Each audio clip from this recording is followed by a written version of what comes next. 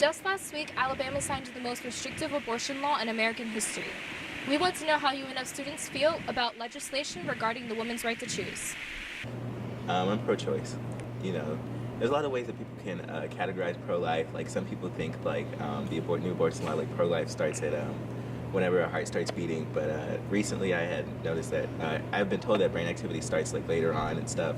And I think that's what considers like life is like when brain activity starts, because then you know, it would be considered an actual human or whatever. So I think that's what consists of pro-life and like my pro-life that I believe in. I think that women have a right to choose what they can do with their body because it's their body. And I think that a lot of it has to do with like a lot of like men get to decide what women do with their body, and it should really be the women's choice. So I believe that all life is sacred. I think one of the most fascinating things is that Alabama also has the most foster care parents in the U.S. as well. And that hasn't gotten a whole lot of headlines as well. So it's a state that truly does value life.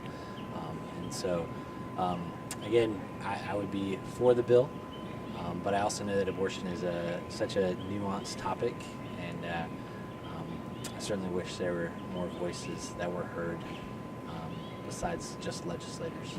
Personally, I think the Supreme Court in Roe v. Wade made a judicial judgment, but they did not enact legislation. One of the great things about the United States of America is that keyword states.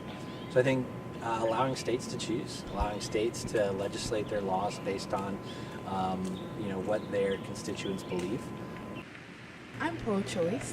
I believe that nobody should tell no woman what to do with her body. It's your body. You were born with that body. So why should a man or the government have the audacity to even say that you can't get abortions? You don't operate this body. You don't go through 9 months of pregnancy with this body. You don't go through hormones. You don't go through the emotional stress or the physical stress of being a woman. So you have no right to tell me if I can or cannot get an abortion, period. It looks like UNF students have varying opinions on current legislation regarding abortions. This is Heydi Ortiz from Spinnaker News.